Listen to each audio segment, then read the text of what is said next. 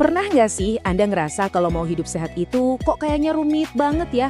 Seolah-olah kita harus mengubah semua kebiasaan dalam satu malam. Nah, di sini kita bakal bongkar mitos itu. Ternyata rahasia sebenarnya tuh ada di hal-hal super kecil yang kita lakuin setiap hari. Sering banget kan bayangan kita soal hidup sehat tuh yang ekstrim-ekstrim. Harus olahraga gila-gilaan tiap hari, dietnya ketat banget. Rasanya kayak harus ngerombak total seluruh hidup kita gitu.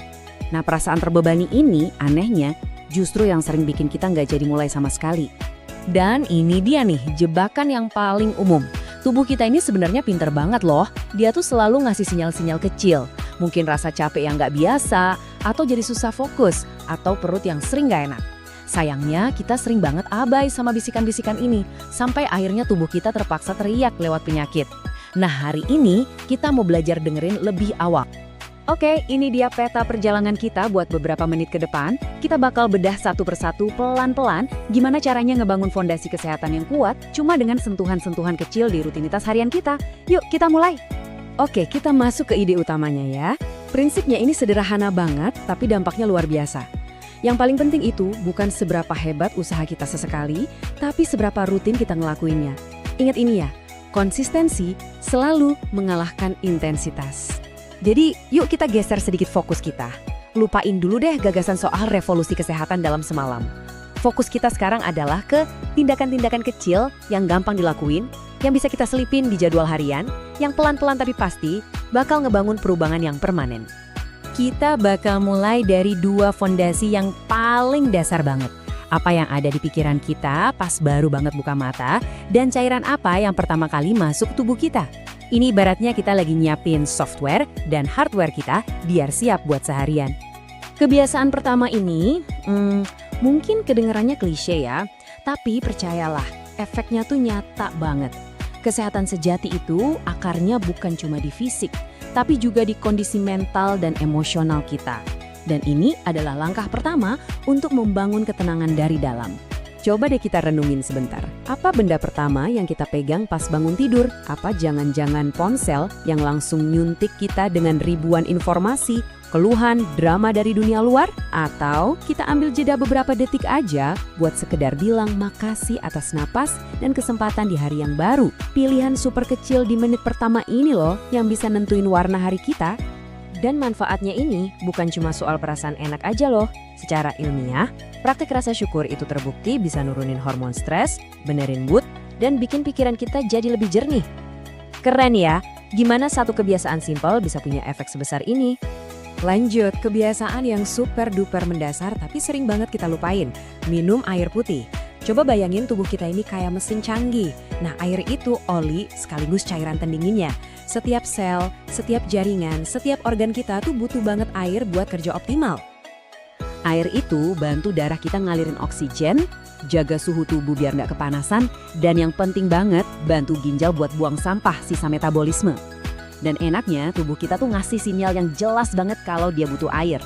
Coba deh, lihat aja warna urin Anda. Kalau warnanya gelap atau pekat, itu artinya tubuh lagi ngasih kode. Tolong, aku haus nih.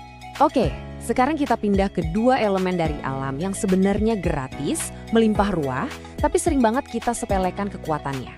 Apa itu? Udara yang kita hirup dan cahaya matahari yang nyinari kita. Kebiasaan ketiga ini ngingetin kita sama kebutuhan kita yang paling mendesak. Coba deh pikirin, apa sih kebutuhan kita yang paling krusial? Bukan makanan, bukan juga air, tapi udara. Kualitas udara yang kita hirup itu langsung ngaruh ke setiap sel di tubuh kita, terutama otak. Biar kebayang betapa pentingnya ini, coba kita bandingin ya. Kita bisa bertahan hidup tanpa makan itu berhari-hari. Tanpa air mungkin hitungan jam. Tapi tanpa udara, hitungannya cuma beberapa menit. Ini nunjukin betapa berharganya tindakan simpel kayak buka jendela pas pagi-pagi, biarin udara segar masuk sebelum polusi di luar sana makin parah. Nah, kebiasaan keempat ini ngajak kita buat gerak, tapi gerak yang santai aja. Lupakan dulu deh soal olahraga berat yang bikin kapok. Kita ngomongin soal jalan kaki santai di sekitar rumah pas pagi-pagi. Gerakan ringan kayak gini aja udah cukup buat bangunin metabolisme dan ngelepasin endorfin, hormon yang bikin kita ngerasa happy. Dan bagian paling enaknya, gak perlu berjam-jam, cukup 10-15 menit aja kena sinar matahari pagi. Waktu sesingkat itu udah cukup buat mancing tubuh kita produksi vitamin D secara alami yang penting banget buat imun dan kesehatan tulang. Jadi dapat dua manfaat sekaligus, gerak dan vitamin dalam waktu super singkat. Oke, kita udah sampai di dua kebiasaan terakhir nih. Bagian ini semua tentang menghormati ritme alami tubuh kita. Siklus buat ngisi energi lewat makanan dan siklus buat pemulihan diri lewat istirahat. Kebiasaan kelima ini bukan cuma soal apa yang kita makan, tapi juga kapan dan bagaimana kita makannya. Makan di jam yang teratur itu ngebantu tubuh buat stabilin energi, jaga gula darah, dan pastinya bikin sistem pencernaan kita lebih tenang. Ada satu kutipan yang, bener-bener ngena banget soal ini. Pola makan yang tidak sehat mudah diwariskan melalui kebiasaan, bukan melalui nasihat. Coba kita renungkan deh, terutama buat kita yang punya anak, mereka tuh nggak belajar dari omongan kita, tapi dari apa yang mereka lihat kita lakuin. Contoh yang kita kasih di meja makan tiap hari itu jauh lebih nempel daripada nasihat manapun. Dan yang terakhir, kebiasaan yang mungkin paling sering kita korbankan di zaman sekarang, tidur. Yuk kita lurusin dulu persepsinya. Tidur itu bukan tanda kemalasan, sama sekali bukan. Tidur itu adalah proses pemulihan aktif yang penting banget, di mana sel-sel tubuh kita lagi servis dan otak kita lagi beres-beres informasi seharian. Normalnya sih buat kita orang dewasa butuhnya sekitar 6-8 jam tidur yang berkualitas tiap malam. Tapi buat anak-anak dan remaja, mereka butuh lebih banyak lagi. Kenapa? Karena ini masa-masa emas pertumbuhan fisik dan otak mereka. Jadi kalau kita sengaja kurang tidur, itu sama aja kayak kita ganggu proses perbaikan alami tubuh kita sendiri.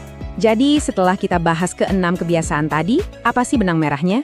Apa satu hal paling penting yang harus kita bawa pulang? Kuncinya itu bukan kesempurnaan, tapi konsistensi. Melakukan hal-hal kecil ini setiap hari, diulang-ulang sampai jadi otomatis. Nah, ini dia rangkumannya, 6 alat sederhana di toolkit kesehatan harian Anda. Nggak perlu kok langsung ngerjain semuanya. Coba pilih 1 atau 2 yang rasanya paling gampang buat Anda, dan mulai aja dari situ. Ingat, ini maraton, bukan lari sprint.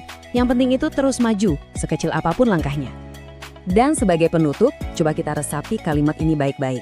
Merawat tubuh itu bukan beban, tapi investasi terbaik buat masa depan kita sendiri. Jadi pertanyaannya sekarang bukan lagi apa yang harus saya lakukan, tapi apa satu langkah super kecil yang akan saya mulai hari ini?